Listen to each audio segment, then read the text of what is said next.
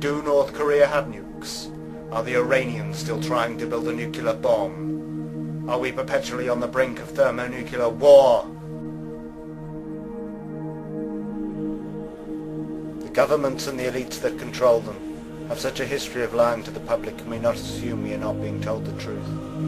From the Titanic to 9/11, the public have been fed one pantomime after another. Can we not be forgiven for questioning nuclear weapons, perhaps their tallest of tales?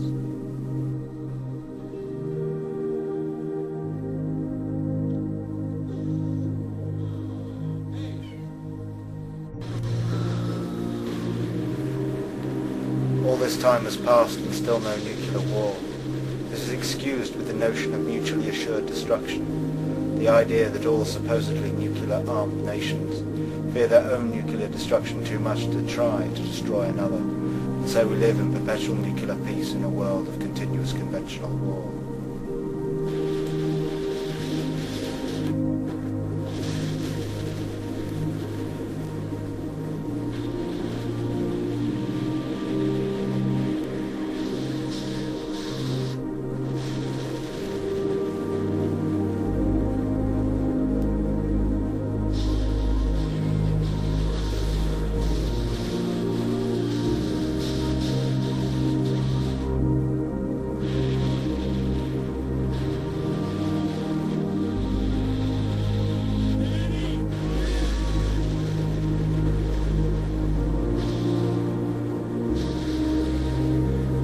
What if all war was a fraud, the banking elite controlling all sides, all playing for a draw, not trying to defeat their enemy but controlling their populations with fear?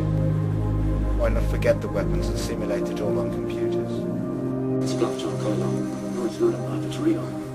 Hello, General Barringer. Stephen Faulkner. Mr. Falcon, you picked a hell of a day for a visit.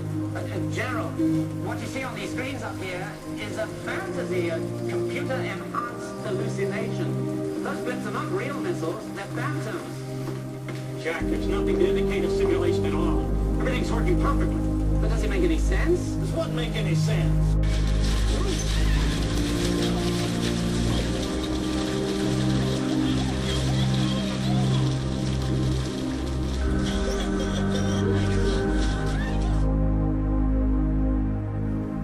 Wouldn't it be cheaper and easier to pretend? Why spend all that money on weapons you know you're never going to use? When convincing your enemy or your public you've got them achieve the same ends.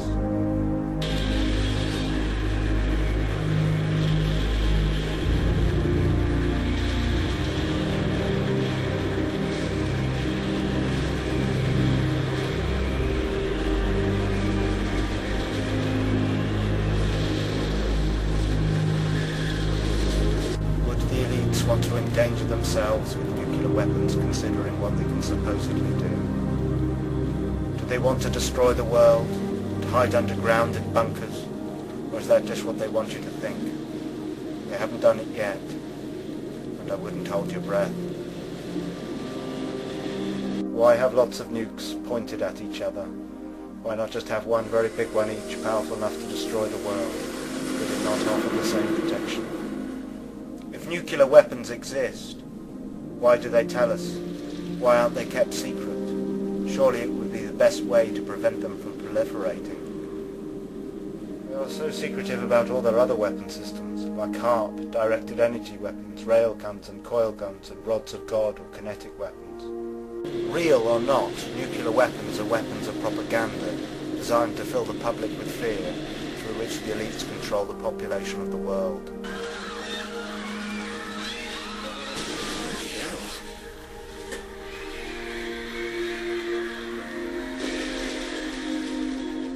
This game, or is it real?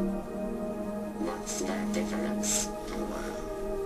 German scientists had split the atom by bombarding uranium with neutrons, which caused instability in the uranium nucleus. During the split, mass was lost and was converted into kinetic energy. They had discovered fission, and with it, opened a Pandora's box. If each of those neutrons goes into another uranium nucleus and causes fission. Then the first fission has led to more than 2 fissions in the next generation, and you can see that each successive generation has many more neutrons, and this causes an explosive chain reaction. If 2 masses of highly fissionable uranium in the form of a sphere and a plug could be brought together with sufficient speed inside a bomb, an exponentially increasing chain reaction with explosive force would result. It was known that the nucleus of one form of uranium, isotope 235, would split when it absorbed a neutron. When this happened, energy was released and more neutrons were created that struck and split other nuclei. When it happens continuously, it's known as a chain reaction. No one knew at the start how much fissionable material was needed to support an explosive chain reaction. That volume would be known as the critical mass. Another element, only discovered in late 1941 by Berkeley nuclear chemist Glenn Seaborg, also had the properties to explode in a chain reaction. And we immediately saw no one's wrangles on anything but how can this be used for? It gradually became clear. It's quite possible to make an explosion. It was this concern that led refugee German physicist Leo Szilard to reveal that possibility to the U.S. government. Together with Albert Einstein and Edward Teller, he composed a letter to President Franklin Roosevelt. It told of a terrible possibility. Germany had the talent and the knowledge to research and develop an atomic weapon. Delivering the letter to Roosevelt on their behalf was economist Alexander Sachs, a friend of Szilard and economic advisor to the president. Let's take a look at this letter. It may become possible to set up a nuclear chain reaction in a large mass of uranium. This new phenomenon would also lead to the construction of bombs, and it is conceivable, though much less certain, that extremely powerful bombs of a new type may thus be constructed. However, such bombs might very well prove to be too heavy for transportation by air. Major General Leslie R. Groves, the man responsible for the Pentagon, was placed in charge of the project. The project was massive, to design and build a device that existed only in theory, from material that didn't exist in any quantity, under unprecedented secrecy. Fermi tackled the first obstacle to the bomb, the question of whether or not a sustained chain reaction could be induced in a uranium reactor. Without the successively doubling power of the chain reaction, a bomb would be an impossibility. Fermi was one of the few scientists who was talented both in theory and in practice. He loved getting his hands dirty. Leo Szilard was the antithesis of Enrico Fermi. Szilard usually slept late. He soaked in the bathtub to get fresh ideas. While in the bathtub, Szilard remained focused on the competition, the German bomb effort. He convinced scientists in the U.S., whose community thrived on openness, to censor their own papers, so that they would not inadvertently help the Germans. This would also facilitate the hoax. The nuclear bomb hoax thrives on secrecy, and in fact, one of its main purposes is to create an apparent need for extreme secrecy within the government and the industrial military complex. One of the main purposes for the creation of the myth of nuclear weapons is the rise of the secret services. Nuclear weapons provide a perfect excuse for governments to keep secrets and tell lies to their populations. As a result of the nuclear weapon myth, the population demand it. Without nuclear weapons, there is little or no justification for keeping secrets and telling lies to the population, or for the organizations charged with that task. But sometimes we forget that security violations can be dangerous business too. If classified information about this test mission fell into enemy hands, the consequences could be disastrous to all of us, individually and collectively as a nation. Security is only common sense. Don't take chances. Avoid loose talk. Safeguard classified information. Report security violations at once. Prompt action may prevent a minor incident from developing into a serious one. Avoid writing about classified material in letters O. Be sure you're secure. Don't be careless.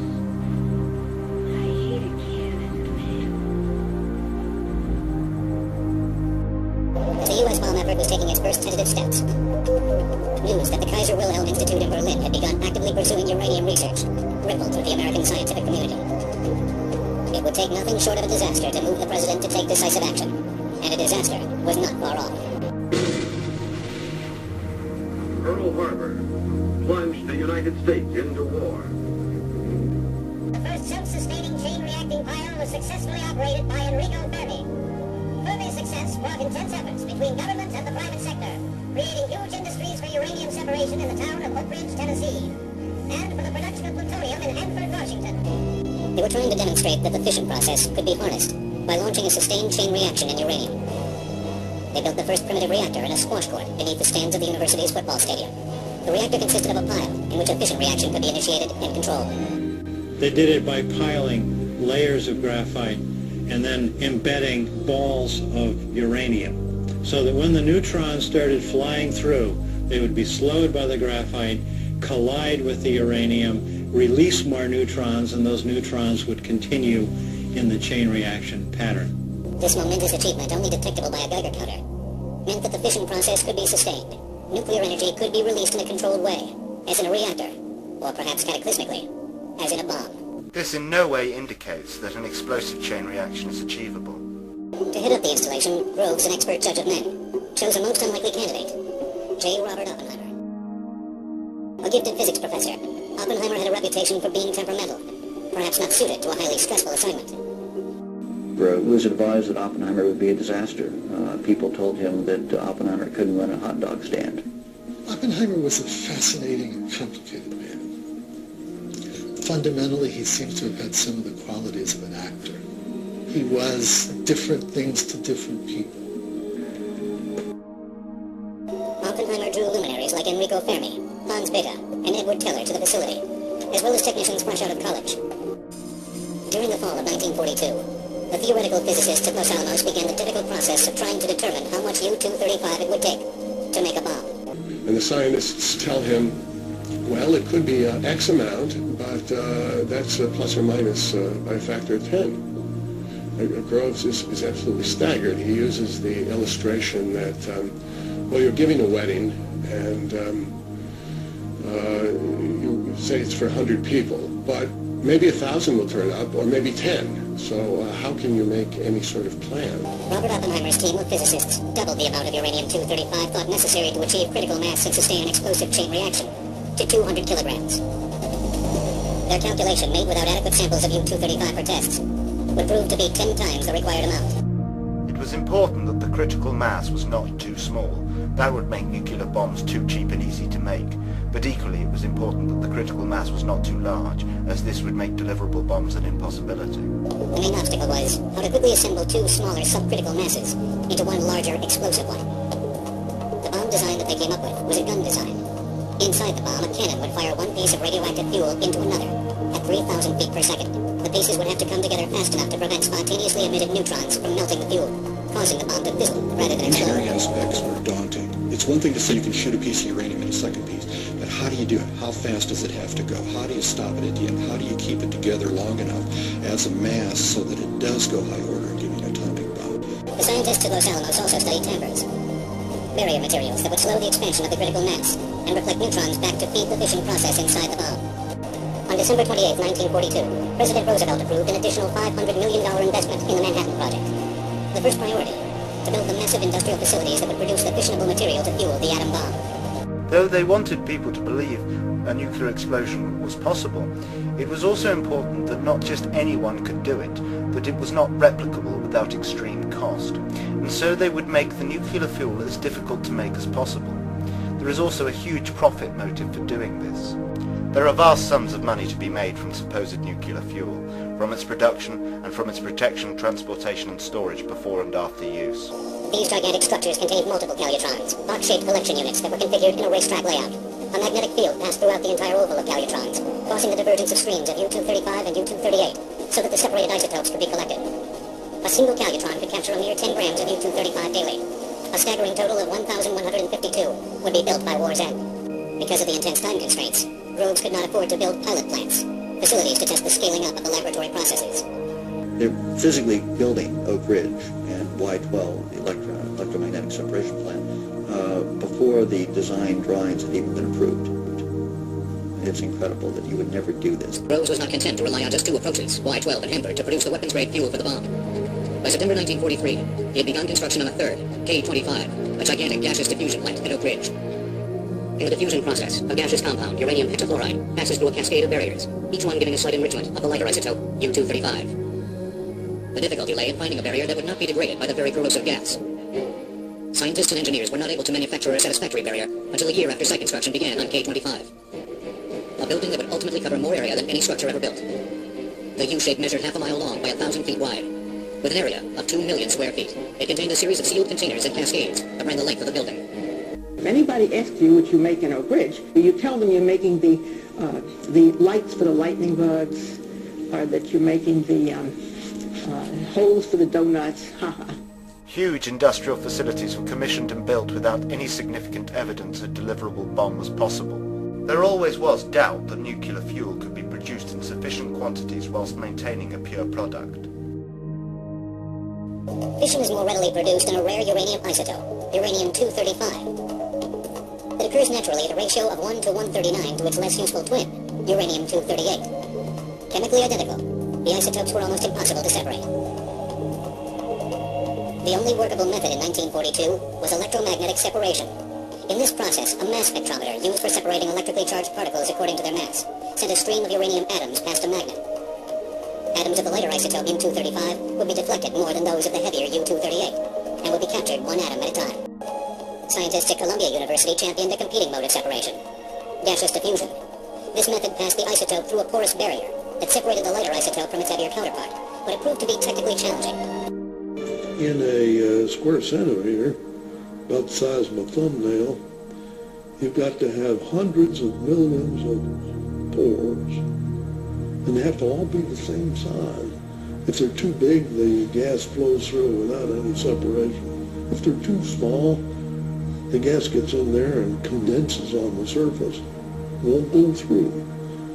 So you talk about obstacles. But if a suitable barrier could be manufactured, it promised a greater yield than the electromagnetic process. Both techniques would have to be done on a massive scale. This could well all be an entirely fraudulent exercise that takes uranium and turns it into expensive uranium. This can be done simply by changing the label. A new man-made element, plutonium, was gaining favor as a possible fuel. Identified in 1941, plutonium was almost twice as likely to undergo fission as uranium-235, and could be produced on a large scale by irradiating uranium in nuclear reactors. In order to produce plutonium, 3 production reactors were designed by engineers at the University of Chicago that would be built in Hanford, Washington. Rhodes initiated the construction at Hanford on August 27, 1943.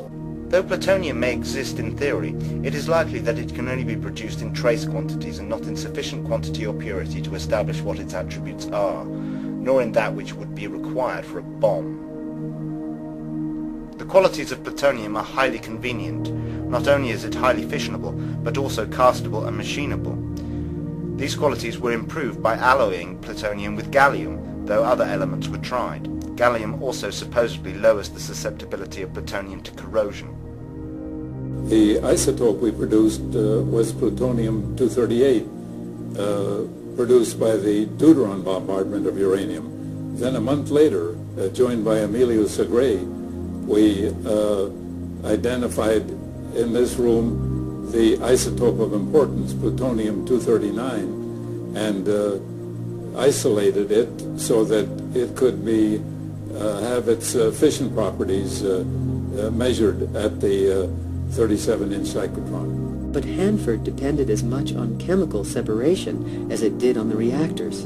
The chemistry was Glenn Seaborg's, massively scaled up from his University of Chicago team's ultra-microchemical work.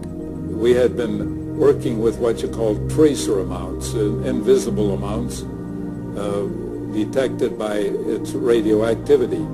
But we couldn't deduce the chemical properties with certainty that way. We needed to work with actual ponderable, weighable amounts. And that's why we produced weighable amounts of plutonium in this way. This meant that we had to work, I say we, are the chemists working with me, on what they call an ultra-microchemical scale. It was looking less and less likely that enough U-235 could be produced to impact the war. At the same time, the alternative, plutonium, was proving to be equally tricky. Impurities in this new element were leading to increased neutron activity that would cause bombs to pre-detonate, to fizzle before the two halves joined in a critical mass. There are production problems in Oak Ridge. They're not sure they can even make any uranium at that point, uranium-235. And so if they can't use plutonium in a gun, there may in fact not even be an atomic bomb. It's a real crisis. It's at that point that I think Oppenheimer's talent comes to the fore, where he brings in the people, new people in fact, and he reorganizes Los Alamos. Scientists and dignitaries awaited the detonation of the first atomic bomb in a desolate area of the New Mexico desert, known aptly as Jornada del Muerto, or Journey of Death. They had taken bets on how much power the creation might unleash, but many wondered whether the weapon would work at all. But as the test date drew closer, there was a nagging uncertainty about whether the bomb would actually work at all. In a meeting before the test, Hans Bethe described all that was known about the bomb and what wasn't. Litchfield and I overruled Fermi, and that is a very dangerous thing to do, because Fermi was almost always right, but we overruled him, and so I felt uncertain for that reason. What was thought of during the war was, and very often we kept saying, maybe we'll come across some insuperable physical obstacle which prevents it from working. You can easily imagine those things. For example, a little delay in the emission of fast neutrons after fission. Norman Ramsey bet low. And I bet zero, and I think that was the most intelligent bet of any, because zero included not only zero, but it also included the first 25 generations of neutrons. I mean, this is an exponentially growing thing, so it's probably first 35 generations of neutrons. If it stopped anywhere along there, it would be zero in the scale that they had. So I had the biggest number of, statistically, the best chance of winning. Very hard to sleep, very hard to get your minds off all the things that might have gone wrong, very hard not to think about the implications. But, you know, we were consumed with the job, especially this crucial one, the test fire, to see if this whole idea would work. And that was in everyone's mind, I think. Everybody was extremely excited to see if it actually would turn out to be that way, because no one really knew whether the thing would work or not. It was determined that explosive means would do the job by taking a subcritical mass and making it critical, so the radioactive material would detonate. Two methods to do that had been devised. One was a gun method, where two halves of subcritical material were shot together to form the critical mass, starting the nuclear detonation. It was discovered the gun method would work with uranium, but not with plutonium. The gun method was the easiest, but the science of implosion would have to be developed also. It required science and engineering that would enable simultaneous and uniform compression of plutonium. Because nothing like this had ever been created, the plutonium weapon would also have to be tested. The plutonium bomb's new configuration called for an outer shell of explosives that would direct symmetrical shockwaves inward, compressing a subcritical central mass of plutonium. The resulting increase in the density would shrink distances between nuclei, thus starting the explosive chain reaction.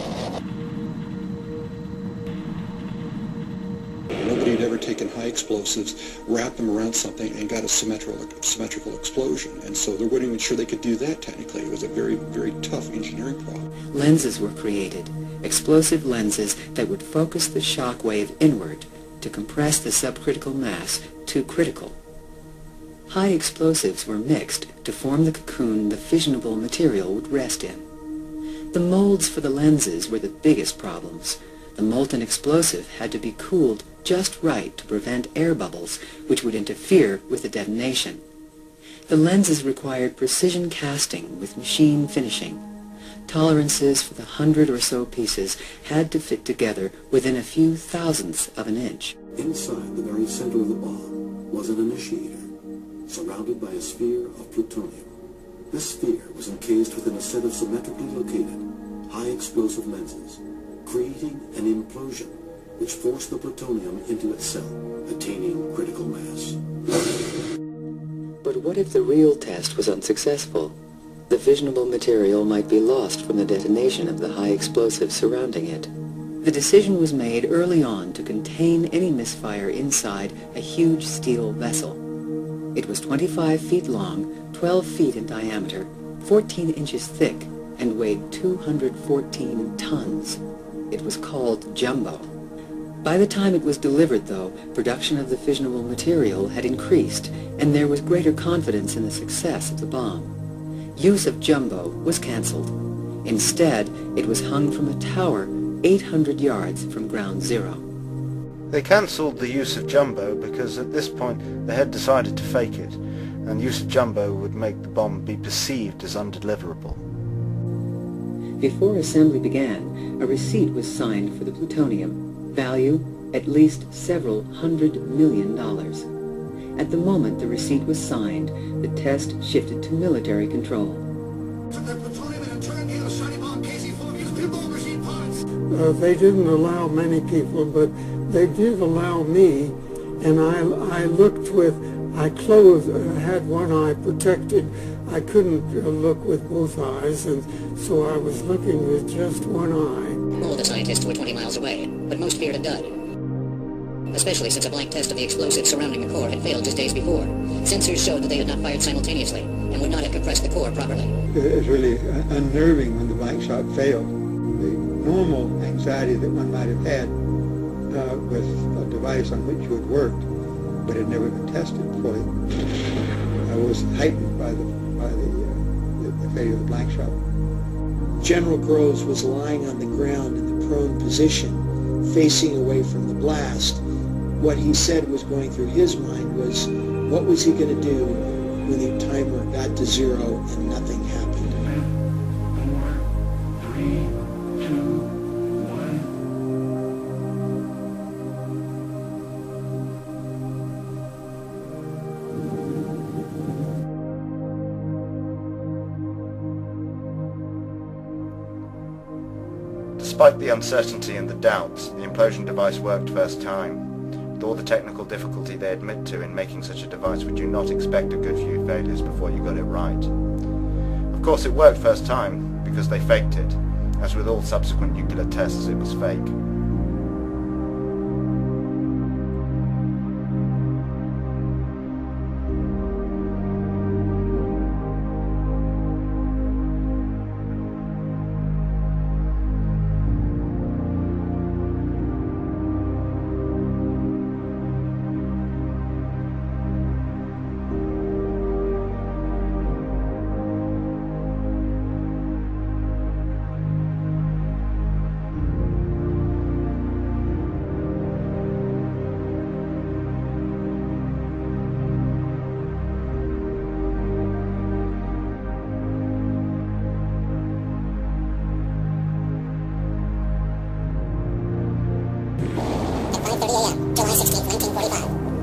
Entered the atomic age, with an intense flash, a sudden wave of heat, followed by a tremendous shockwave.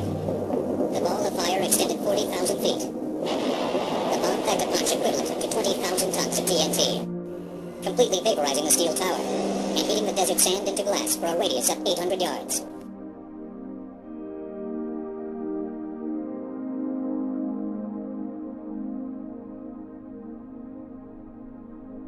Later in the morning, Fermi and physicist Herbert Anderson donned white surgical scrubs and rode in 2 lead-lined tanks to ground zero. Fermi's tank broke down after only a mile, and he had to walk back. Is there any reason they didn't want Fermi to see the evidence firsthand?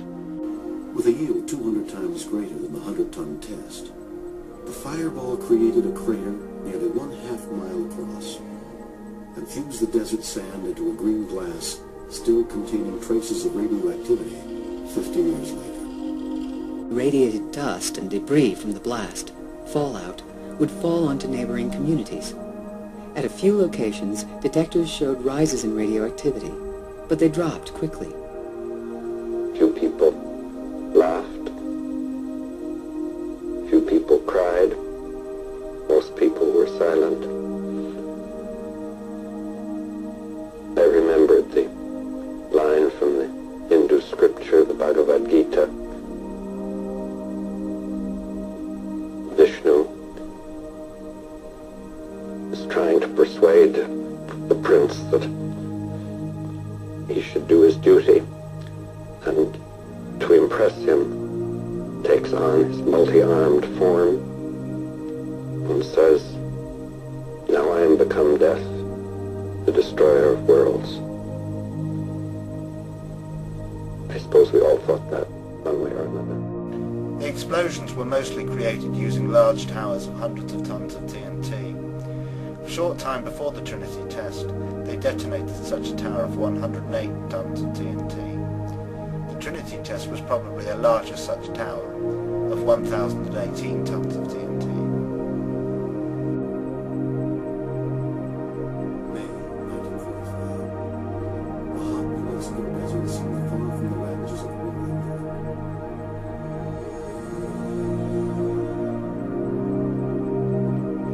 Europe. The trick relies on encouraging people to believe a big explosion is a massive one. With eyewitnesses, this is achieved through distance. From a distance, it is difficult to know how big an explosion is. Most will accept it as being as big as they are told it is. It was very big after all. The trick also relies on people's propensity to exaggerate when recalling the experience. It would have been the biggest explosion any of them had ever seen, and so they are likely to tell anyone who asks that it was big, in fact very big. They are unlikely to play it down and say, well, it wasn't all that big actually. For many of them it would have been the most interesting thing that had ever happened in their lives, and so they would tend to pick it up. In order to accurately calibrate the instrumentation for the test, another test, one using only high explosives, was needed. A dress rehearsal of 100 tons of TNT was planned for. Hundreds of crates of high explosives were stacked on the platform of a 20-foot tower. Tubes of low-level nuclear material were scattered throughout the explosives to simulate the radioactive products of a nuclear blast. Everything was set to a scale to match the expected effects of the nuclear test shot. On May 7th, the high explosive was detonated. The orange fireball was seen 60 miles away.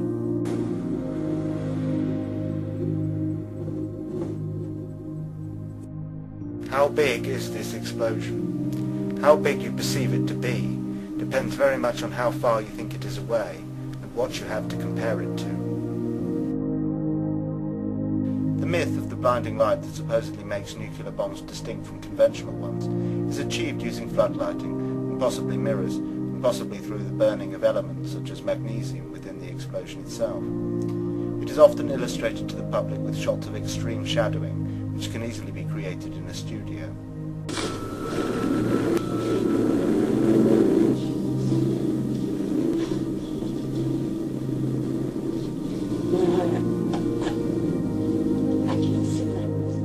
Most witnesses will never actually see the supposed blinding light, as they were usually told to close and cover their eyes, and often to turn their backs. Often the illusion was reinforced with protective goggles and clothing. The footage is generally put together using footage of smaller explosions, without anything in shot to provide size comparison, mixed with footage of the sun, sunsets, and clouds filmed using time-lapse photography.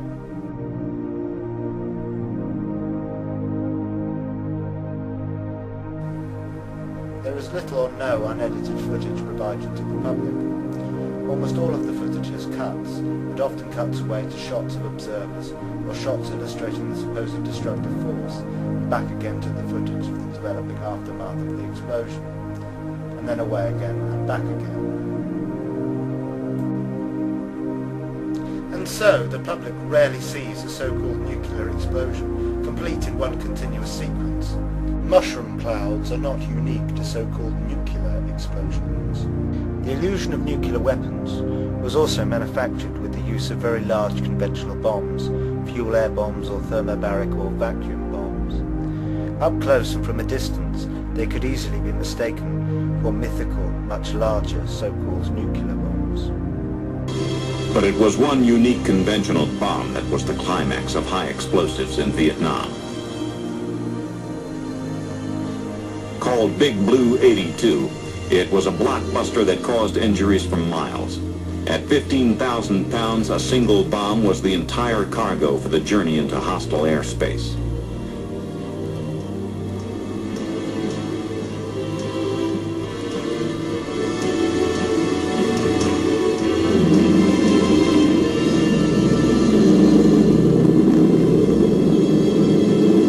Delivered from the hold of a C-130 cargo plane, the bomb was slowed by a parachute and drifted to its target.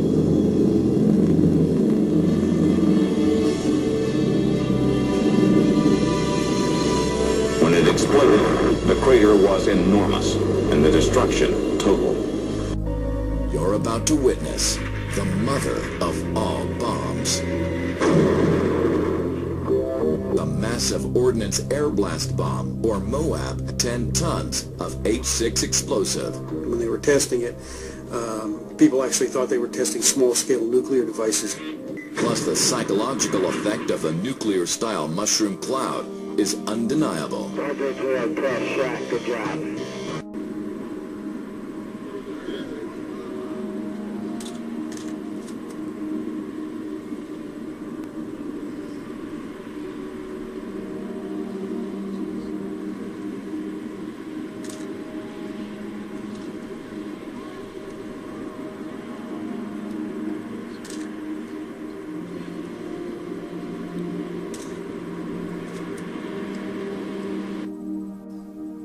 The Russian military has announced the testing of a VAC. It is an explosive device that unleashes a shockwave with the power of a nuclear weapon, according to Russian scientists. U.S. forces have used a thermobaric bomb, which works on similar principles, in their campaign against al-Qaeda and Taliban forces. The first and most obvious question people ask when confronted with the idea that nuclear weapons may be a hoax is, what about Hiroshima and Nagasaki? While the scientists at Trinity Site waited for the test in the New Mexico desert, the primary components of the gun-type uranium weapon were being hoisted aboard the cruiser Indianapolis. The ship set sail for the Pacific island of Tinian in the Marianas. A few weeks later, on August 6, 1945, a B-29 named Enola Gay took off in the early morning hours. Just after 8 a.m., it dropped the weapon named Little Boy, which exploded approximately 1,000 feet over the Japanese city of Hiroshima. Boom! The uranium gun weapon, or Little Boy bomb, was a simple design, and scientists were confident it would work without testing. Designers considered a test prior to combat use unnecessary and impossible, since there was only enough U-235 for one bomb. And so Little Boy goes into combat as an untested weapon. In the past 24 hours, 4 heavily loaded B-29s have crashed on takeoff.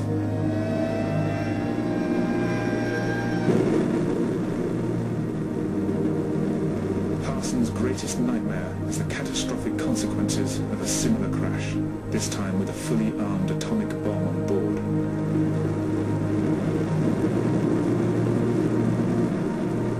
Disregarding months of planning, he makes a last-minute decision to attempt the arming of the bomb in the air and not on the ground, something which has never been tried outside the controlled, sterile environment of the laboratory. Armed with just a screwdriver and a spanner, he spends hour after hour practicing the techniques required to arm the bomb in flight. The temperature inside the bomb bay soars to over 40 degrees, but he continues, even as his hands start to bleed. There is no room for error. The next time he does this will be for real, 31,000 feet up in the sky, exactly 2 hours away from the target. This is padding the narrative in order to make the very dull story of dropping a bomb more exciting, and to sculpt it into a triumph against the odds.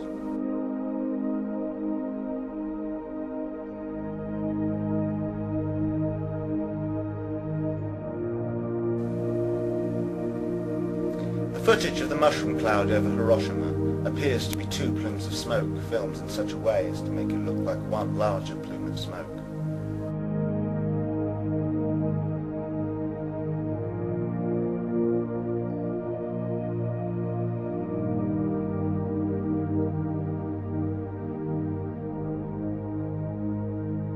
"8:18.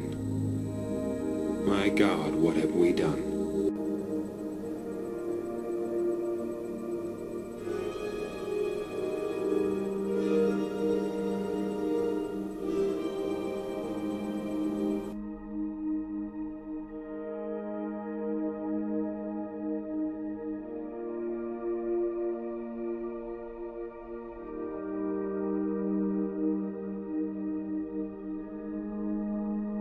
The damage to Hiroshima and Nagasaki is not consistent with one single blast. The damage is uniform. Wooden structures have been burned away, while substantial buildings remain with roofs and other flammable parts burned. it is remarkably similar to the damage caused by conventional firebombing. In Hamburg, Darmstadt, Kassel, and most notably Dresden, firebombing was used in such a way as to create an effect known as a firestorm, where a fire attains such intensity that it creates a central column of rising hot air, inducing strong inward winds which supply oxygen to the fire, which significantly increases combustion. The better comparison to make is with Tokyo, where the construction of buildings was more comparable and conventional firebombing led to a similar death toll, casualty figures and damage. Japanese cities consisted mostly of wooden dwellings and burned easily. Hiroshima, Nagasaki and Tokyo were destroyed by fire. This is not in dispute. It is claimed that in Hiroshima and Nagasaki that a singular atom bomb caused these fires. It is likely that Hiroshima and Nagasaki were firebombed in much the same way as Tokyo, and that the story of Little Boy and Fat Man is entirely fictional. At 8:15 in the morning of August 6, Japanese time, the first atomic bomb hit an enemy target. The bomb was aimed to explode above 0 point, a spot in the city at the junction of the Motoiso and Ota rivers. The bomb was intentionally set to explode well above the 0 point to dissipate its radioactivity. Here is the pictorial record of the result. At 0 point, directly beneath the explosion, the soldier in the scene is pointing at the spot from which all damage to the surrounding area was measured in terms of distance from the center of the blast. Within a mile of 0 point, the devastation speaks for itself. But in these very ruins, Army cameramen have found and filmed pictorial evidence that tells in twisted steel and stone the effect of death-dealing atomic power. For example, this was the site of the main Japanese military headquarters. There were approximately 20,000 Japanese military personnel stationed here. They are among the missing. A lone concrete smokestack indicates where a bustling factory once stood. Reinforced concrete buildings seem to have withstood the explosion fairly well, the damage varying with their distance from 0 point. Within an area of a mile to a mile and a half, this type of building was the only type to withstand complete demolition and destruction. Here's a building that was actually knocked sidewise, giving you an idea of the force of the blast. The direction of the blast is graphically told by the slant of this parapet, a concrete wall. Etched in the stone face of what was the Russo-Japanese War Memorial are telltale lines, atomic handwriting for all to read. Another signpost of the direction and force of the explosion is blasted in the polished granite base of this statue. A light surface indicates the angle of the blast, 0.2 of a mile from 0 point. Many of the shattered windows pointed like skeleton fingers the direction of the atomic wind of death. On one side, blown in. On the other, blown out, with atomic tornado force.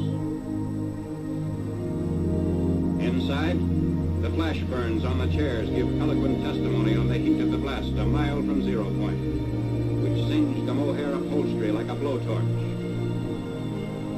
Hiroshima City Hall, which stood at an angle of 45 degrees to the direction of the explosion, had its doors and windows blown in, but suffered much less damage than buildings squarely in the path of the blast. The windows and doors offer mute evidence of the way the blast swept into the structures. The destructive circle within a mile from 0 point had a few notable exceptions, mainly reinforced concrete. On the edge of the area of greatest damage was a landmark, the Red Cross Hospital, which never ceased functioning although it sustained damage. Today it dominates the desert of a debris that was Hiroshima. Another notable exception to the general demolition was the Higashi Railroad Station in East Hiroshima, a mile and a half from the center of the blast. This building, however, suffered extensive damage. The twisted steel beams and concrete walls show the effects of the tremendous concussion.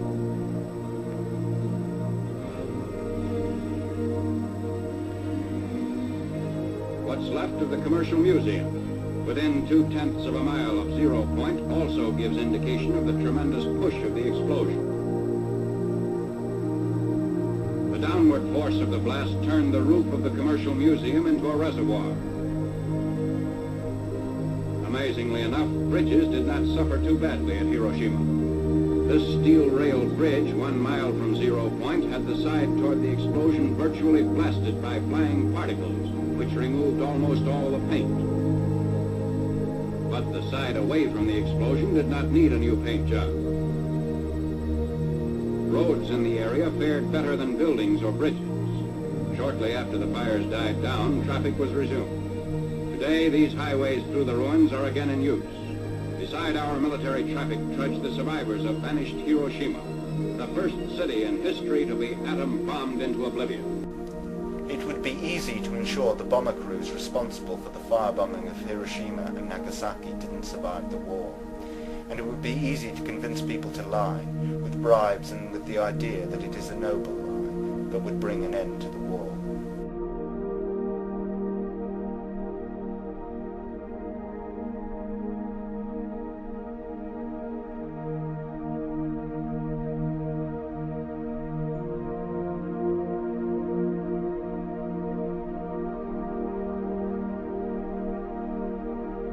Where is the big black scorch mark we saw from the bird's eye view of the Trinity site? It's all so much more dramatic when you add dramatic music.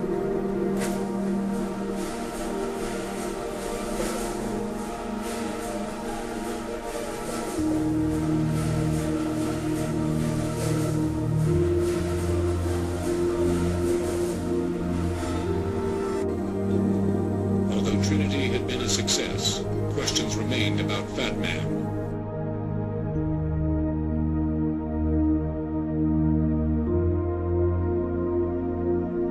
3 days later, another mission carrying the plutonium implosion weapon named Fat Man detonated over Nagasaki.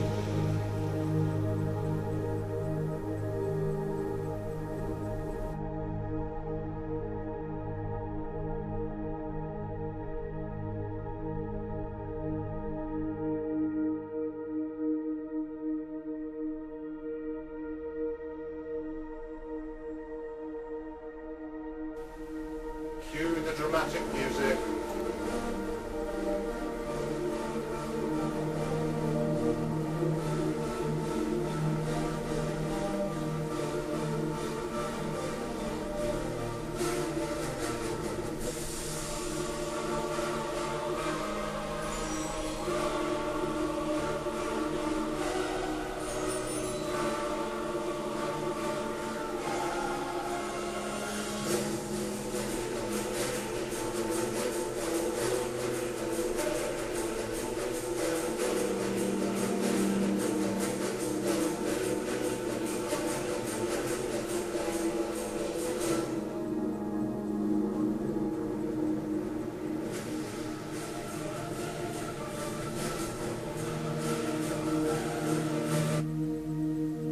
Hopefully by now you're beginning to see this for what it is, pure Hollywood. The Iranian gun weapon, or Little Boy Bomb, was detonated over Hiroshima at an altitude of 1,800 feet, a height to achieve maximum blast effect. 3 days later, the Fat Man implosion bomb was detonated over Nagasaki.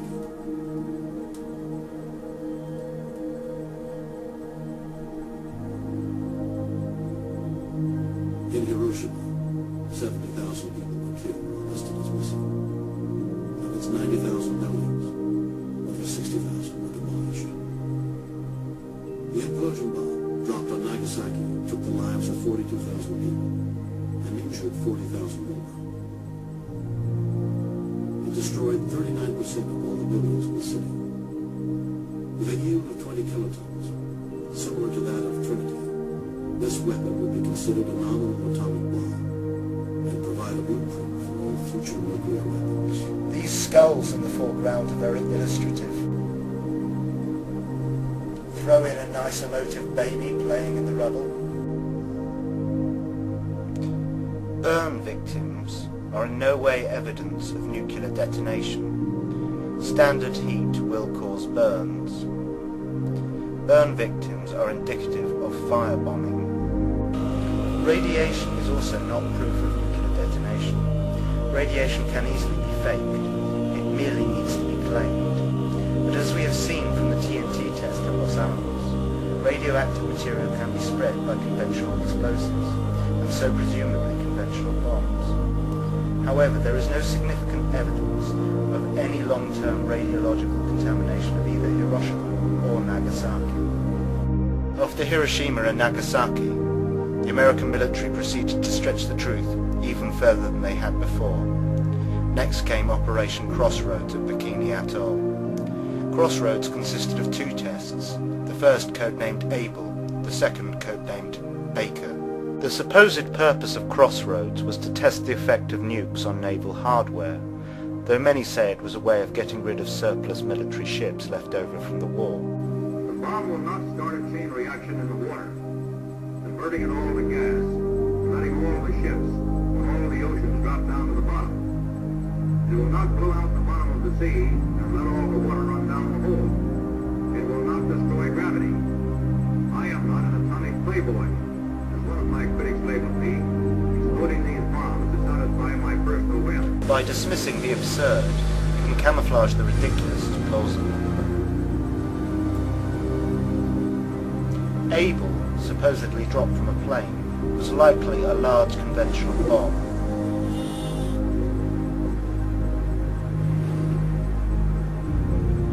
The bomb missed its intended target by nearly 800 yards.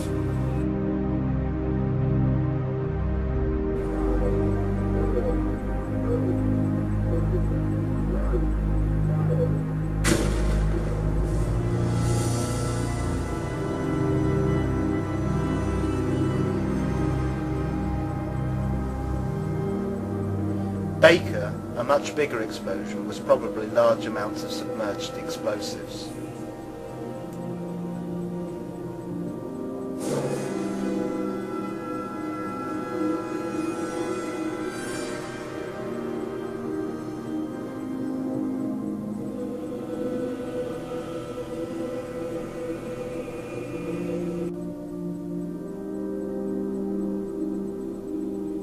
Soon enough, the Soviets would begin to build their own fake nuclear bombs.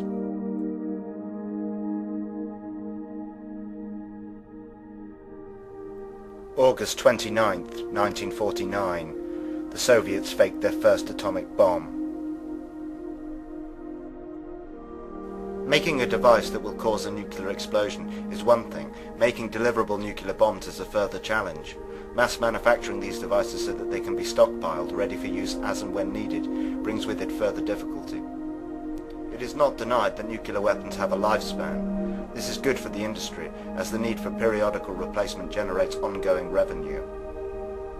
2 years after Crossroads, authority was given by President Truman to proceed with Operation Sandstone.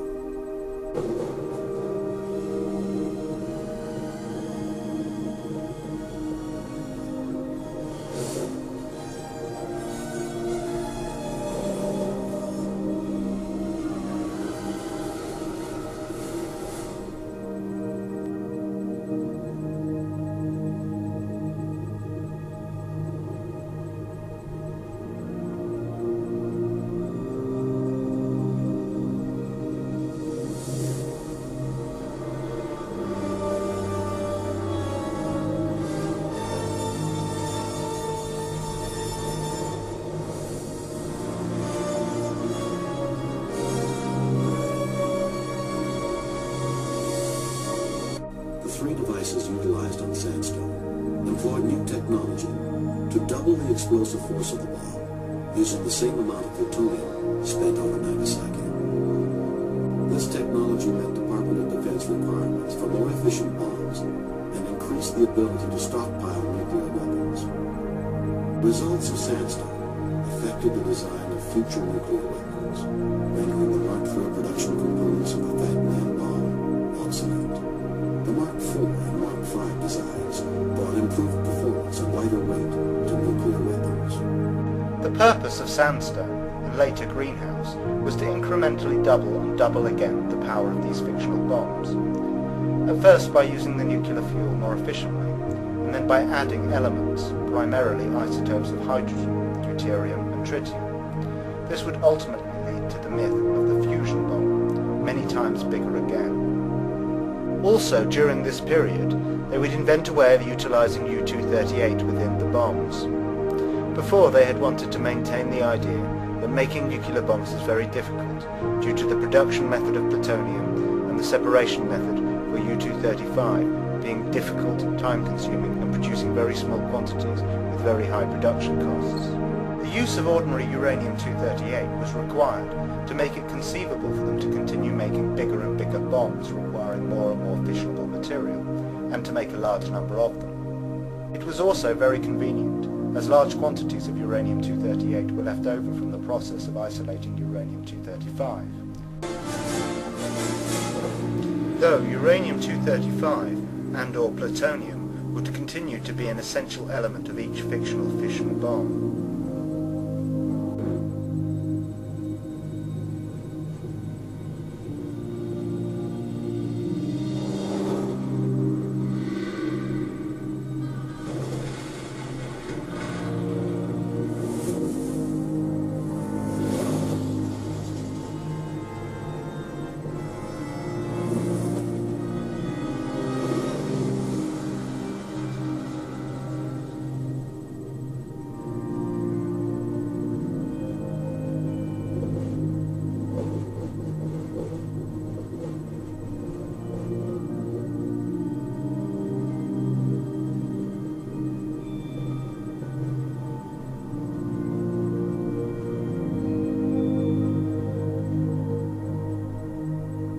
A fourth test on Operation Greenhouse was the item test, about a 45.5 kiloton test in which tritium was burned in the very center of the nuclear explosion.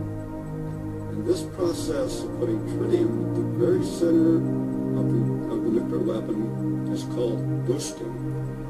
We kicked the yield up from about 20 kilotons 45.5 kilotons, more than doubling it by that process.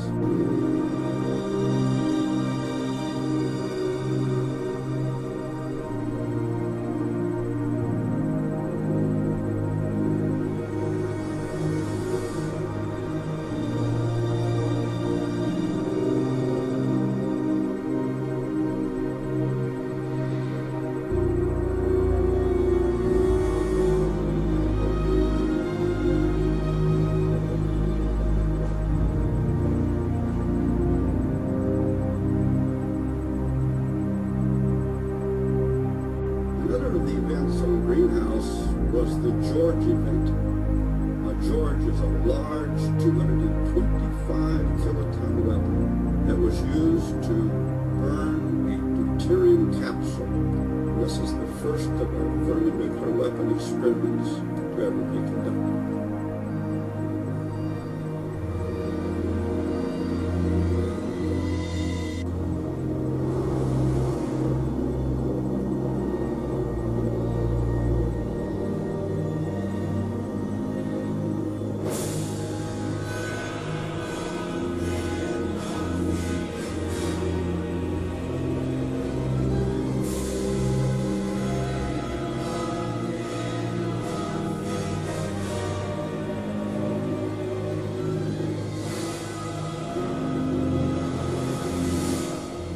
October 3rd, 1952, the British faked their first atom bomb. It was supposedly detonated inside the hull of a frigate, 8 feet 10 inches below the waterline.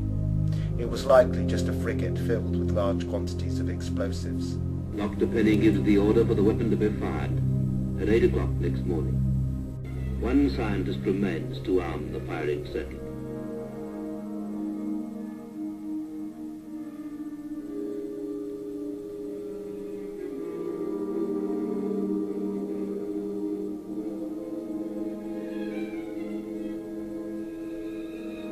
Connect the batteries. 1, 2.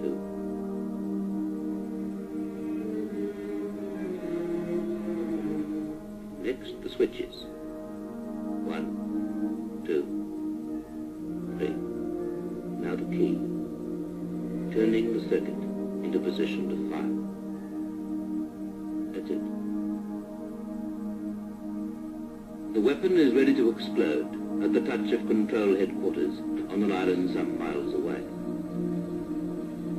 But it can't be fired before this man gets there, since he carries a safety link, and without that link the firing circuit is still open.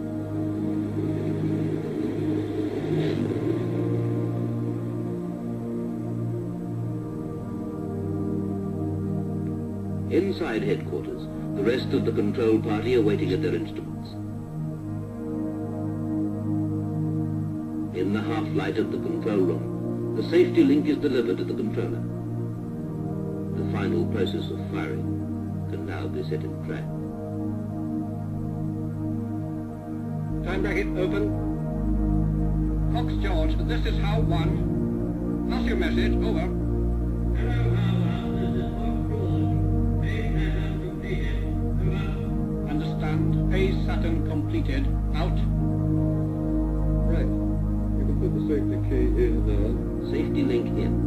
Circuit complete. Can we have the all-ready signals, please? Mr. Abercrombie, please. Thank you.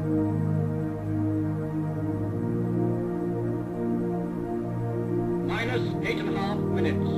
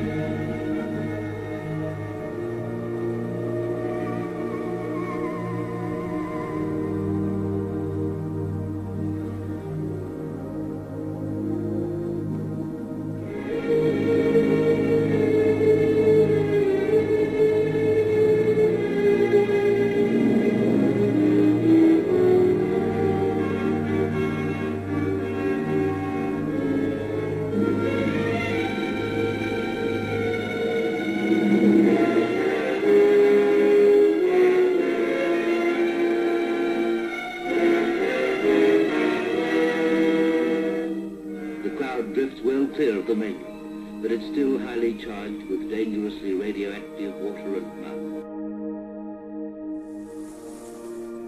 mud. Situated on the Zero Island was the cab, or building, which housed the device.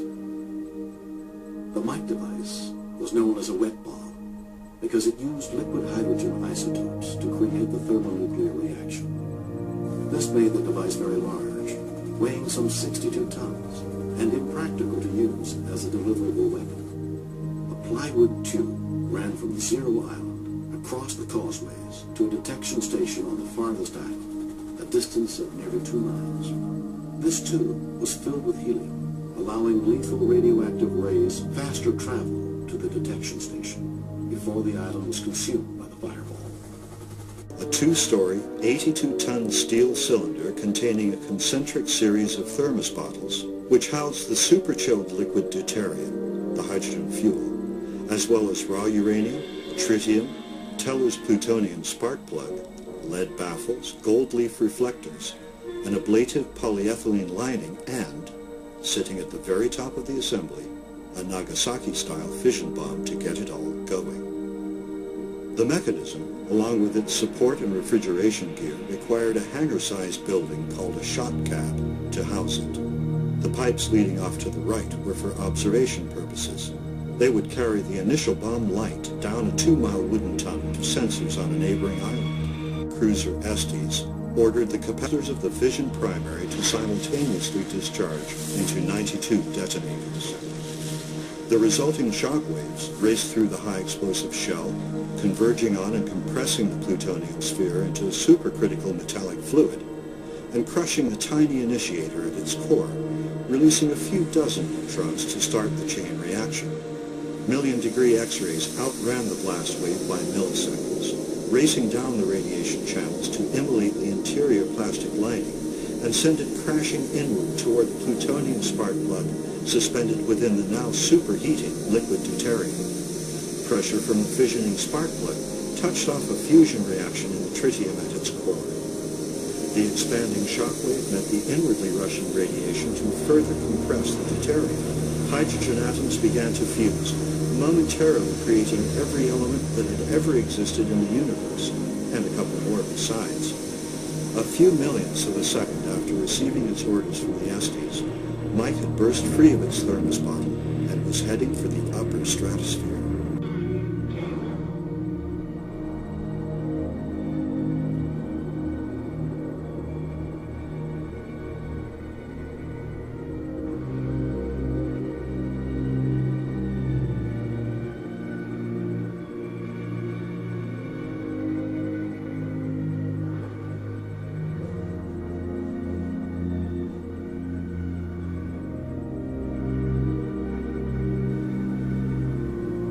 Fusion bombs were most commonly referred to as hydrogen or H-bombs. This may be because they have nothing to do with fusion of hydrogen into helium, but simply that in order to fake bigger and bigger bombs, the igniting of large quantities of concentrated hydrogen was required, rather than the towers of TNT utilized in the earlier fake fission bomb tests. In 1953, the Soviets faked their first so-called hydrogen bomb.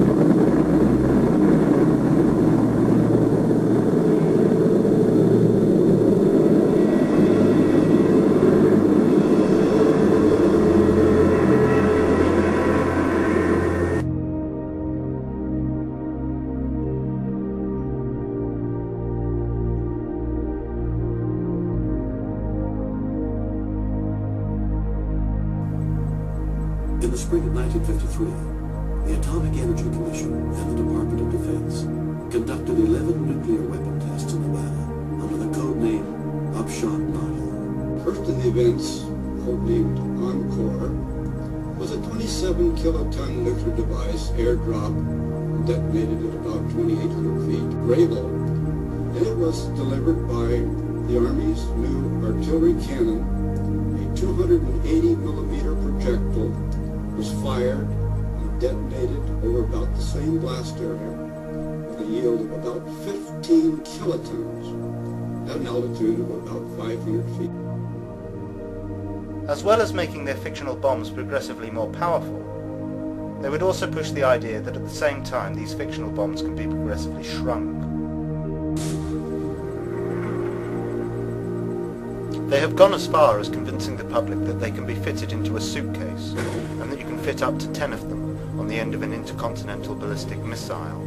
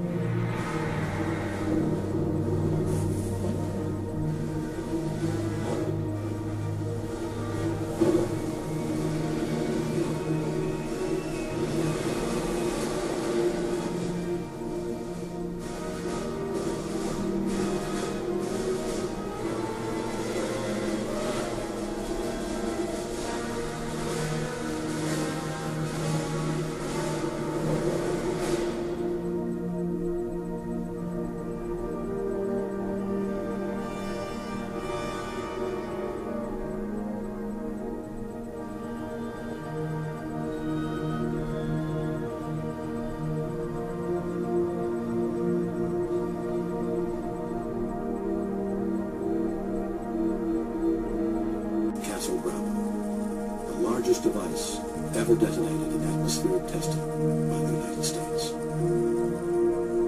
Bravo was a hydrogen bomb using solid thermonuclear fuel, confirming the designs of Edward Teller and Stan Newman, paving the way to producing aircraft-deliverable hydrogen bombs and more effective weapons. Castle Bravo was supposedly a smaller device than Item 9, though more powerful, though the building it was housed in was of a similar size.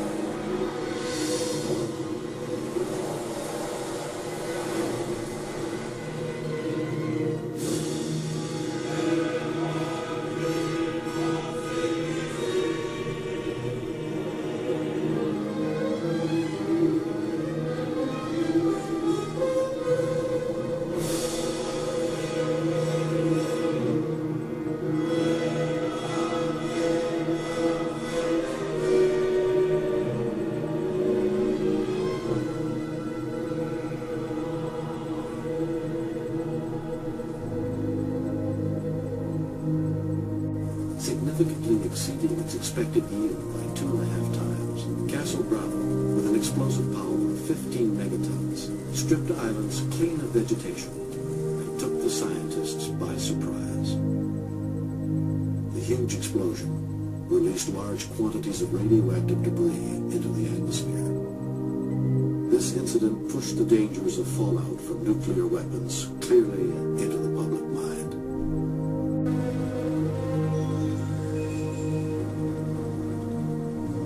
Almost 9 years had passed since the cancellation of the deep underwater test on Operation Crossroads. That test was finally conducted as Operation Whitmore.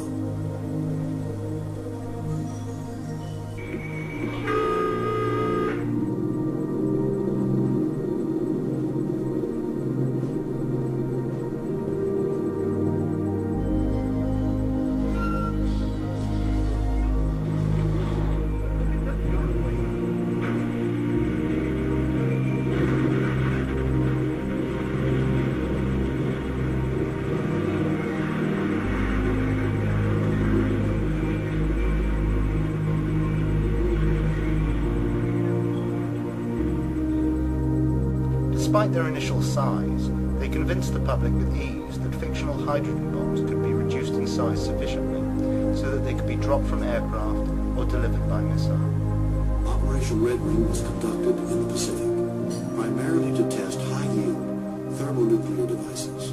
Cherokee event would be the first delivery by U.S. aircraft of a thermonuclear weapon. This weapon would detonate with a yield of 3.5 megatons, almost 200 times the power of the Trinity device.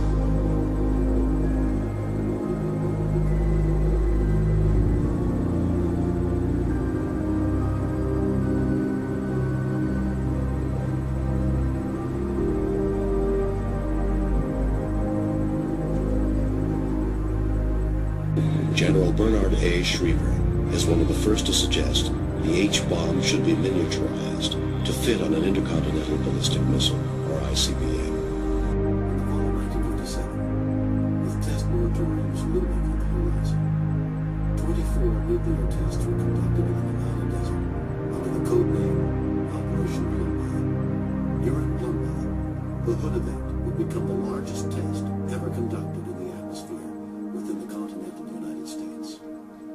Hood, a 74-kiloton device, was suspended 1,500 feet above the desert floor on a balloon.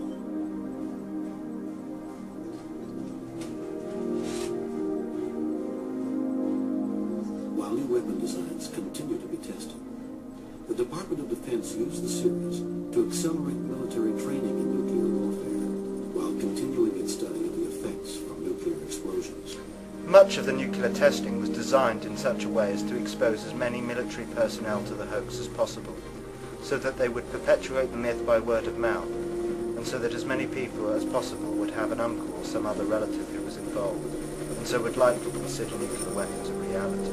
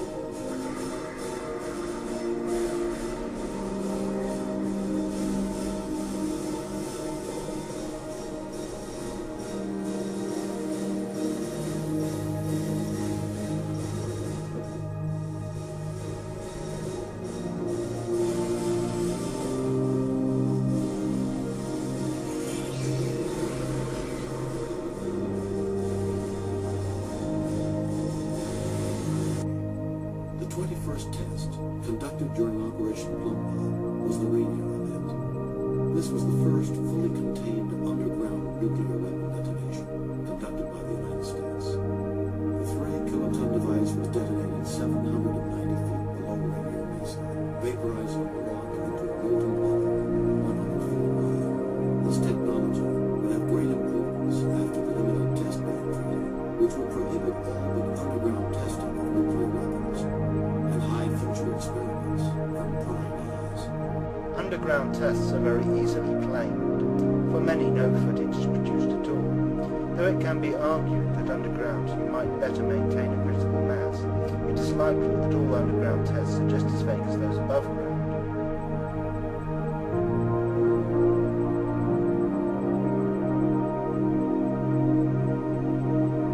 During Operation Hardtack, the United States detonated 35 nuclear devices, as many as had been fired in all prior Pacific tests. By now, nuclear weapon tests were perceived in large part as saber-rattling, increasing the international tensions and could lead to a non-nuclear war.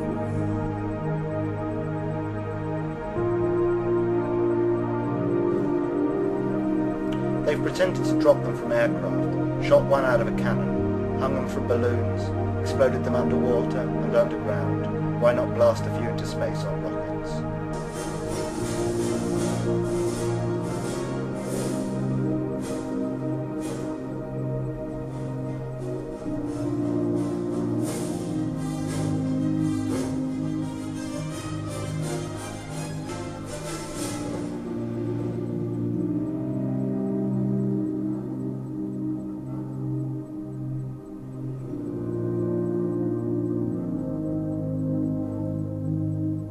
Teak, with a yield of 3.8 megatons, detonated nearly 50 miles above the surface of the Earth.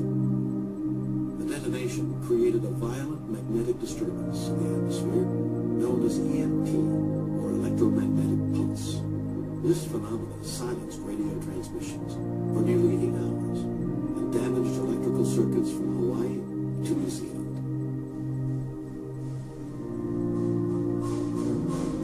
Immediately following shots Teak and Orange in the Pacific, the United States conducted Operation Argus, 3 1-kiloton missile-borne tests in the South Atlantic. The objective of the Argus experiment was to take a close look at the phenomena associated with the trapping in the Earth's magnetic field of relativistic electrons produced by nuclear detonations at very high altitudes. It was necessary to learn the governing parameters of these phenomena so we could make reliable estimates of their military importance. There seemed to be a good possibility that they were very important, and for that reason, there was a pressure on this entire operation to secure quick results. A fleet consisting of 9 ships headed out for the South Atlantic. It is here that the Earth's magnetic field dips to its lowest point in what is known as the South Atlantic Anomaly. 3 X-17A missiles are launched from the deck of the USS Norton Sound.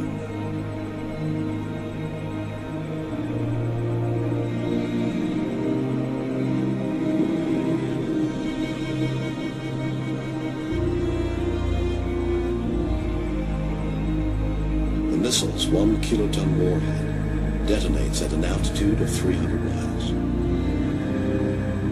As Christophilus had predicted, charged particles from the detonation travel along the lines of the Earth's magnetic field, temporarily creating a new belt of high-intensity radiation.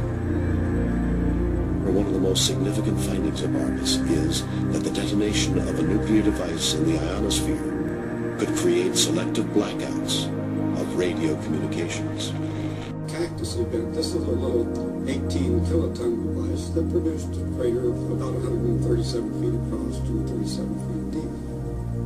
Many years later, 1980, all of the fission debris and radioactive material on Enewetak Atoll was gathered up and dumped into the cactus crater, and then a concrete dome was placed over the crater to keep and to stabilize the radioactive material that had been contained in it. They swept all the radioactive material under a dome-shaped concrete carpet. By November of 1958, the United States, Great Britain, and the Soviet Union begin test ban negotiations in Geneva. With the exception of 3 French tests in the Sahara, the world is spared the rumble of atomic blasts for the next 34 months.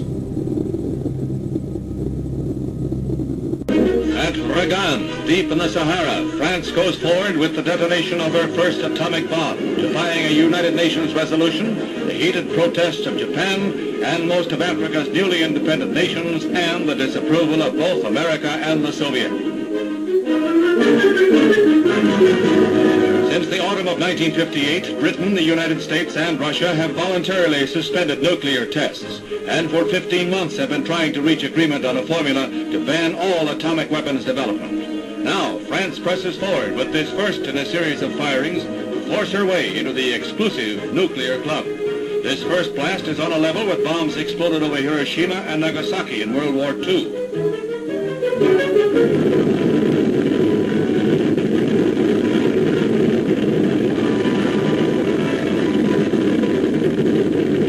The 250th nuclear weapon explosion in history carries France a step further towards General de Gaulle's dream of national glory restored. Within 2 years, a dozen Atlas D missiles are deployed and operational. The first hardened squadron of Atlas launchers are turned over to the Strategic Air Command in August 1960. The missiles are deployed within blast-protected structures called coffin launchers. Even greater protection is afforded by the silo launcher. The new Titan ICBM is designed for silo launching. The Titan I is heavier, sturdier, and has greater lift capacity than the Atlas.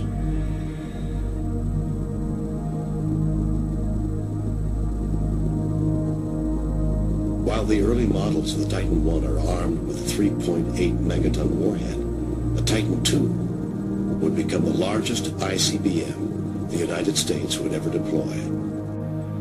By the end of 1961, Atlas squadrons expand to a total of 57 operational missiles. Uncertainty over the potential glut of Soviet ICBMs presses upon military planners. The R-9 and R-16 are competing designs for the Soviet response to the Titan I, each with a range of 6,000 miles. An inherent deficiency, shared by both the U.S. and Soviet ICBMs, is their use of non-storable liquid fuel. Liquid fuel missiles require hazardous and time-consuming fueling procedures prior to launch. The greatest disadvantage of these missiles is response time. With the early warning for ICBMs coming over the pole at 15 minutes, rapid response is critical. Solid fuel missiles, however, can be launched on command. Advances in solid fuel propulsion lead to the contract for the Minuteman, the world's first solid fuel ICBM.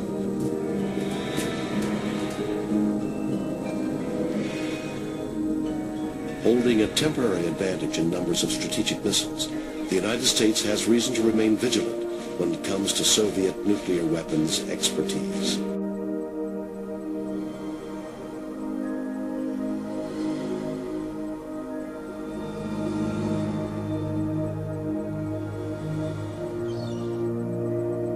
For 2 years, an uneasy moratorium on weapon testing continued between the United States and the Soviet Union. Secretly, the Soviets began designing new weapons of mass destruction, including a 57-megaton hydrogen bomb, the largest nuclear weapon ever built.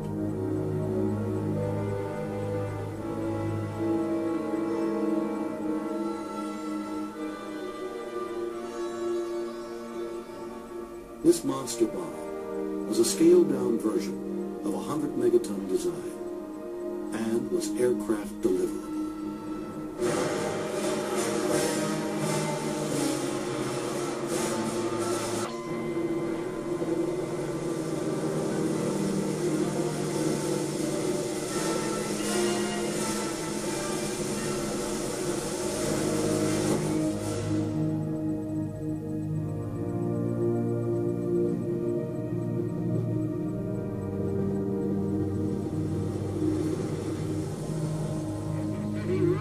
The Russians had shattered the voluntary moratorium. The United States would soon follow suit with an extensive series of weapon tests for massive retaliation.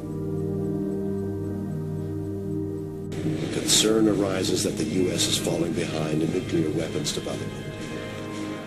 The next month, the Soviets conduct several high-altitude tests. The results permit them to develop data similar to that of the Teak and Argus series.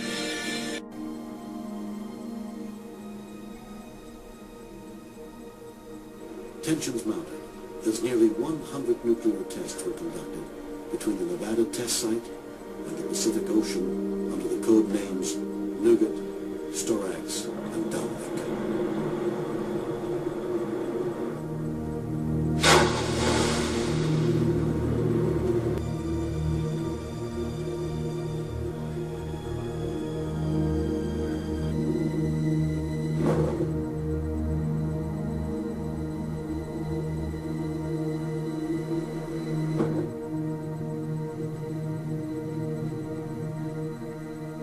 Operations resumed at Johnston Island and Christmas Island during Operation Dominic. The United States negotiated the use of Christmas Island from the British, who had used the island to conduct their own thermonuclear tests. Multi-megaton nuclear weapons were loaded aboard B-52 strategic bomber aircraft, delivered from Hawaii, and airdropped off the south end of Christmas Island.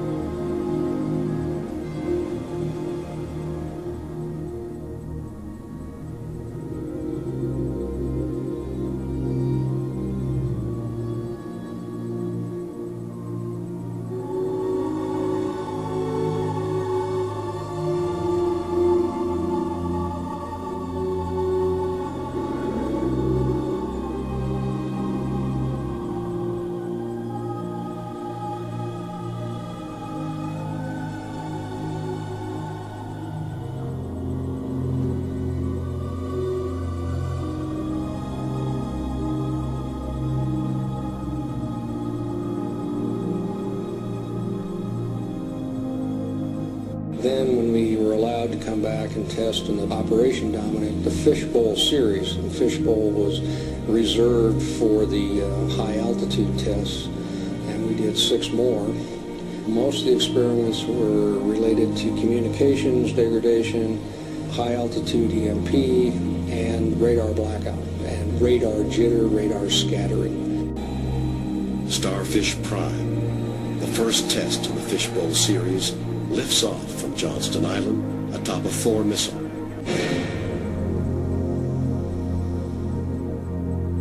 Reaching an altitude over 5 times higher than Teak in 1958, the Starfish Fireball enters the Van Allen belt, igniting a violent auroral display.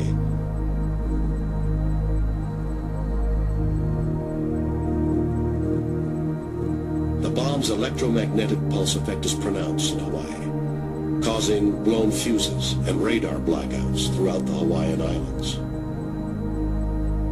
A shower of highly charged radiation spreads rapidly into the regions of near space frequently traveled by Earth's artificial satellites.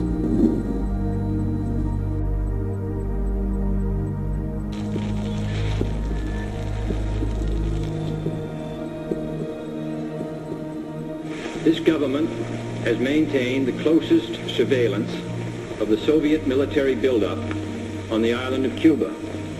Within the past week, unmistakable evidence has established the fact that a series of offensive missile sites is now in preparation on that imprisoned island.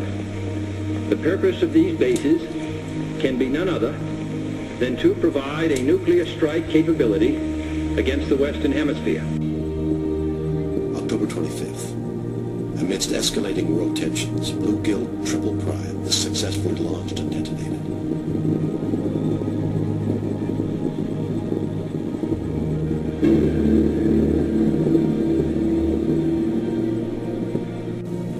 On the 28th, at the height of the crisis, the Soviets conduct a high-altitude nuclear test requiring the launching of 3 ballistic missiles. November 1st, White House struggles to verify that Soviet missiles in Cuba have in fact been disabled. Despite this destabilizing factor, both the U.S. and the Soviets conduct high-altitude nuclear tests on the same day. 5, 4, 3, 2, 1, 0.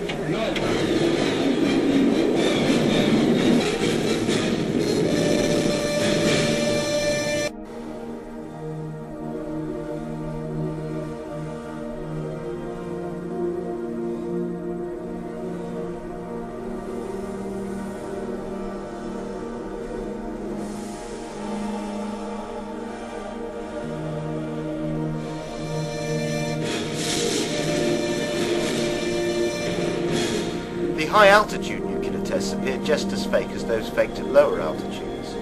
Some appear to be achieved by dropping packets of powder onto a hard surface that explode on impact. Following Typhoon, the final atmospheric test by the United States, negotiations begin for the Test Ban Treaty of 1963. In 1963, we entered the Limited Test Ban Treaty that prohibits any atmospheric testing. Prohibitions of nuclear testing, moratoriums, talks and treaties, reinforce the supposed threat and allows the power structure to pose as rational peacemakers, and allows for the demonization of those who supposedly don't adhere, and also helps prevent lesser countries from faking their own nuclear weapons. Negotiations may also provide an opportunity for nations to cooperate on how the nuclear hoax is implemented in an incremental, escalating, apparently tit-for-tat manner. For the USSR and the United States, there ceased to be any need for continuing to fake nuclear tests once the nuclear myth had been well established. However, they would both continue to fake nuclear tests and to expand their fictional nuclear arsenals in a contrived game of one-upmanship. Periodical bilateral talks would help to convince the world that each side was continuing to arm itself ever more and provide a plausible explanation for why it never led to nuclear war. The potential for a functioning Soviet ABM poses new challenges to ICBM warhead design.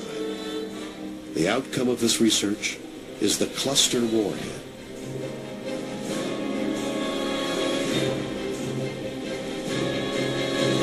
Whilst the arguments over ABMs continued, American scientists were preparing a countermeasure: multiple, independently targeted re-entry vehicles, MIRVs for short.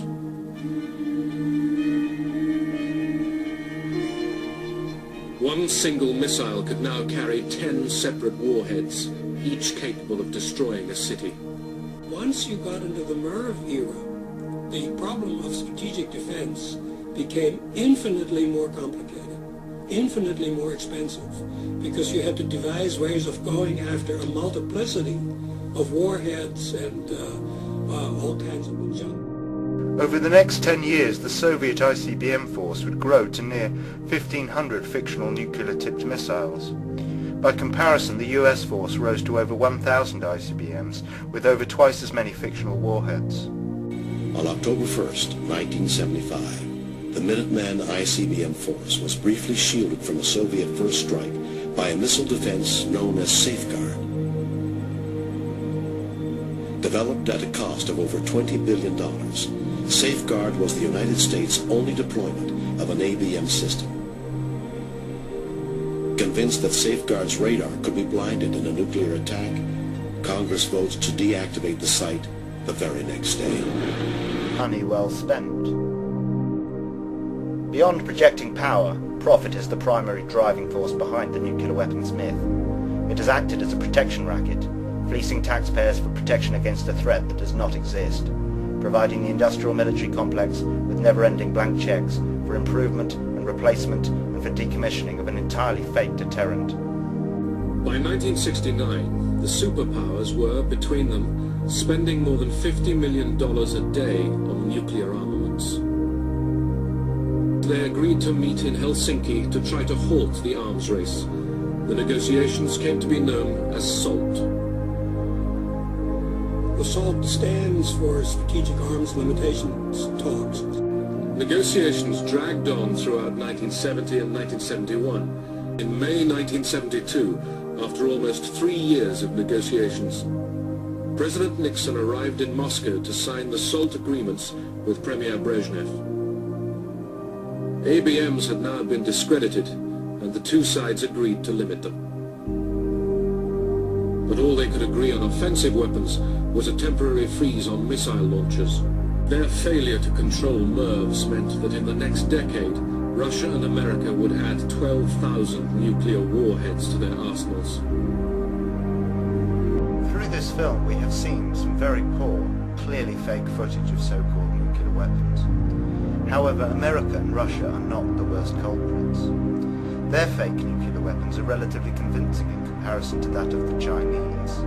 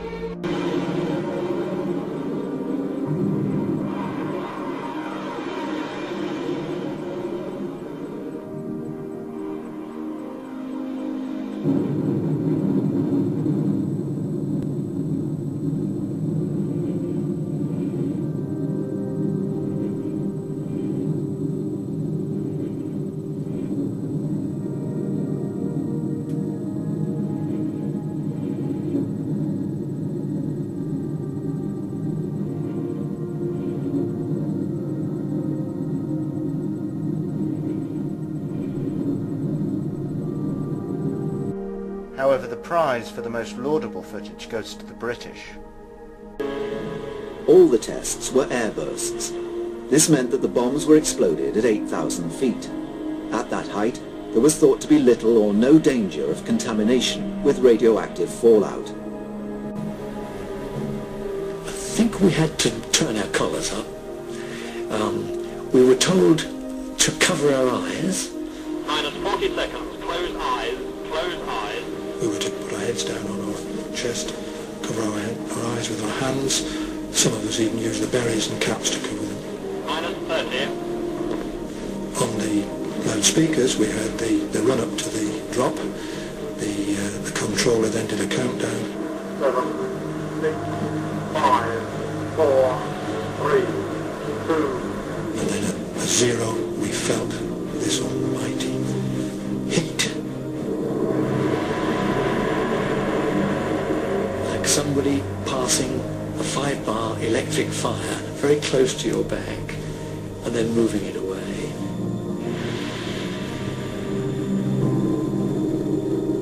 It was so unexpected and so eerie in a way, because there's no sound whatsoever. There's just this brilliant flash.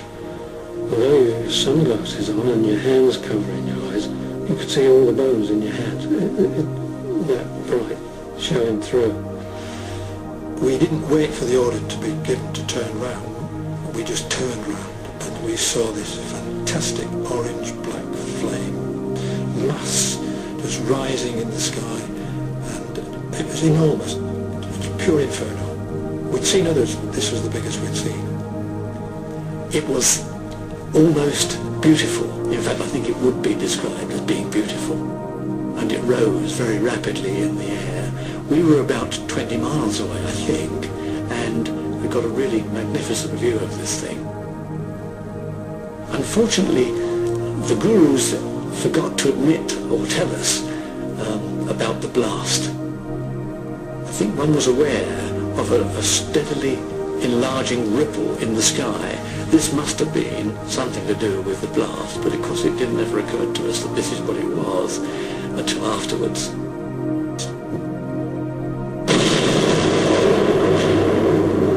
We were stood there gazing at this cloud, and then all of a sudden there was the loudest bang you have ever heard.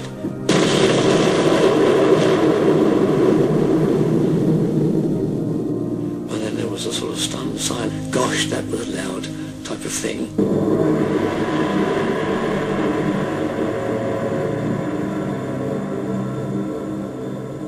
This time, everything had worked to plan.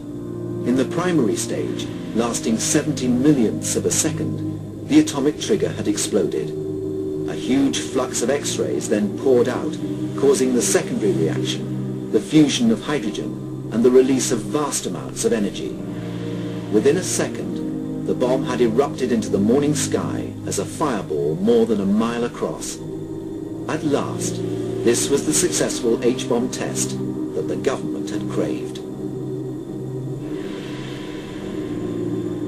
On the 18th of May 1974, the Indians faked their first nuclear bomb. It was an underground test and could easily be achieved using large amounts of regular explosives.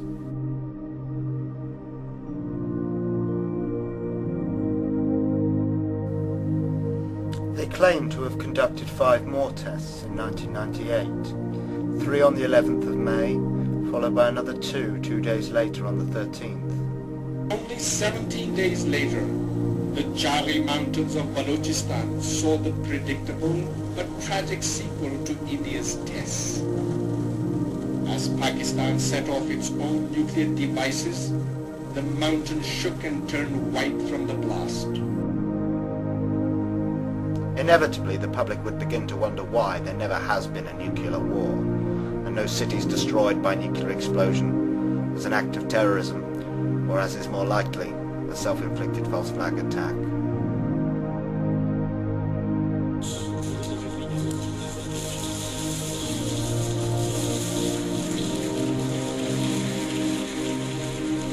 Ronald Reagan and Mikhail Gorbachev signed a far-reaching agreement. For the first time, an entire category of nuclear weapons was to be abolished.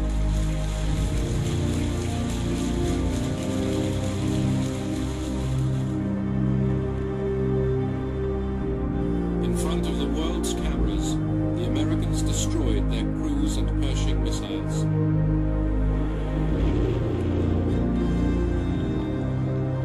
The Soviets Soviets dismantled their SS-20s.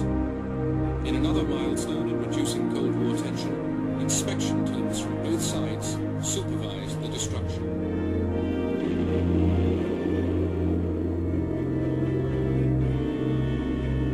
December 1991, the Soviet Union came to an end. And in that year, the so-called Cold War between Moscow and Washington that began at the end of World War II underwent a historic transformation with the START Treaty. For the first time in history, the two superpowers agreed that year to significantly reduce nuclear weapons that could reach each other's soil. START, or the Strategic Arms Reduction Treaty, was signed on July 31st, 1991. Under its terms, both nations agreed to each have no more than 6,000 deployed nuclear warheads and only 1,600 delivery vehicles. Just as easily as they manufactured the hoax, they will dismantle it again. The Americans and the Russians have both in their START treaty agreed to destroy a third of their fictional nuclear arsenals.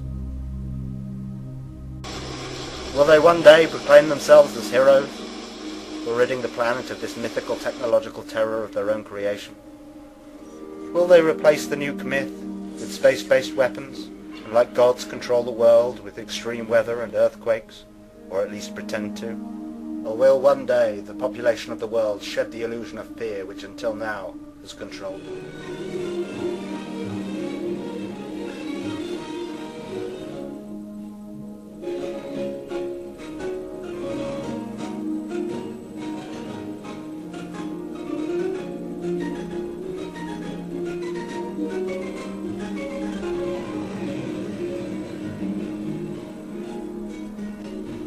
A Virgin of Wellow production.